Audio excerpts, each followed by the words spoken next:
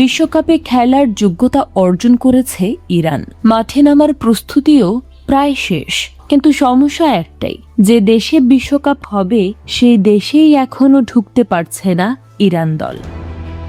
2026 FIFA বিশ্বকাপ শুরু হতে আর মাত্র কয়েকদিন বাকি, কিন্তু এখনও যুক্তরাষ্ট্রের ভিসা পাননি ইরানের খেলোয়াড় ও কর্মকর্তারা।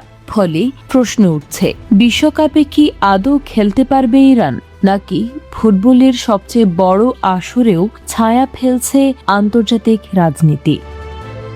2026 সালের ফিফা বিশ্বকাপ আয়োজন করছে 3 দেশ, যুক্তরাষ্ট্র, কানাডা এবং মেক্সিকো। তবে সবচেয়ে বেশি ম্যাচ অনুষ্ঠিত হবে যুক্তরাষ্ট্রেই, আর সেই কারণেই বড় ধরনের জটিলতায় পড়েছে ইরান জাতীয় ফুটবল দল।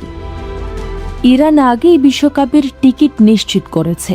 এশিয়ার অন্যতম শক্তিশালী দল হিসেবে এবারও তাদের নিয়ে ছিল বড় প্রত্যাশা, কিন্তু 15 মে পর্যন্ত ইরান দলের কোনো খেলোয়াড় বা কর্মকর্তা মার্কিন ভিসা পাননি বলে জানিয়েছেন দেশটির ফুটবল ফেডারেশনের সভাপতি মেহেদি তাজ।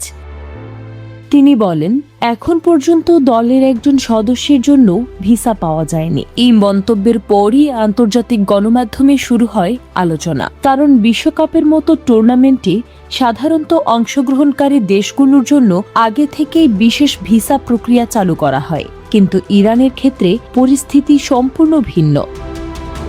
বিশ্লেষকরা বলছেন, এর পেছনেই সবচেয়ে বড় কারণ যুক্তরাষ্ট্র ও ইরানের দীর্ঘদিনের রাজনৈতিক উত্তেজনা। দুই দেশের মধ্যে কূটনৈতিক সম্পর্ক প্রায় অচল বহু বছর ধরেই, এবং সাম্প্রতিক মধ্যপ্রাচ্যের যুদ্ধের রেশ এখনও প্রভাব ফেলছে ফুটবলেও। পরমাণু ইস্যু, নিষেধাজ্ঞা, সব মিলিয়ে ওয়াশিংটন ও তেহরানের সম্পর্ক এখনও অত্যন্ত তিক্ত।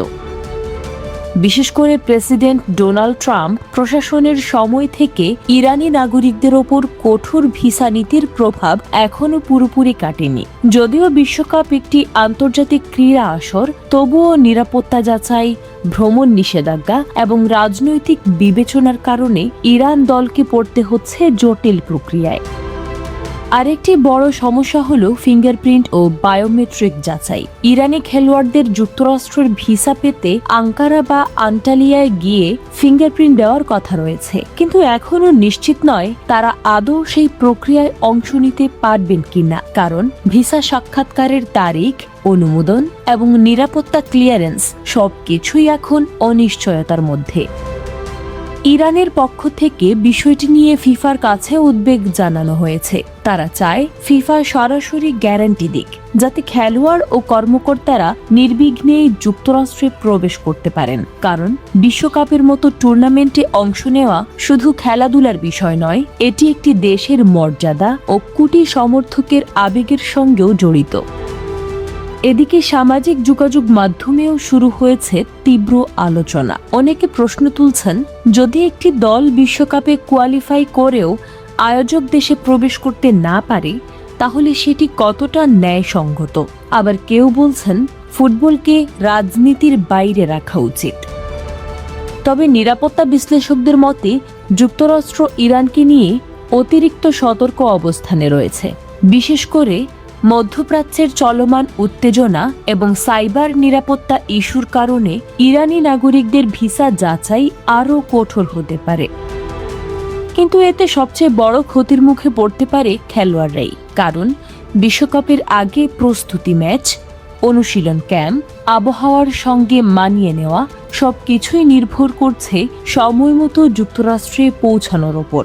ভিসা জটিলতা দীর্ঘ হলে দলের প্রস্তুতিও বড় ধাক্কা খেতে পারে। এমনকি কিছু আন্তর্জাতিক ক্রীড়া বিশ্লেষক সতর্ক করে বলছেন, পরিস্থিতির দ্রুত সমাধান না হলে এটি ফিফার জন্য বড় কূটনৈতিক বিব্রতকর পরিস্থিতি তৈরি করতে পারে, কারণ বিশ্বকাপ মানে বৈশ্বিক ঐক্যের বার্তা, যেখানে কোনো দল রাজনৈতিক কারণে বাধার মুখে পড়লে প্রশ্ন উঠবে পুরো আয়োজন নিয়েই। এর আগে বিভিন্ন আন্তর্জাতিক প্রতিযোগিতায় রাজনৈতিক টানাপোড়েনের কারণে খেলোয়াড়দের ভিসা জটিলতায় পড়তে দেখা গেছে, তবে বিশ্বকাপের মতো আসরে এমন অনিশ্চয়তা খুবই বিরল। এখন পুরো ফুটবল বিশ্ব তাকিয়ে আছে এক প্রশ্নের দিকে, বিশ্বকাপ শুরু হওয়ার আগে কি ভিসা পাবে ইরান, নাকি ফুটবলের সবচেয়ে বড় মঞ্চেও শেষ পর্যন্ত জিতে যাবে রাজনীতি? উত্তর এখনও অজানা, তবে সময় দ্রুত ফুরিয়ে আসছে।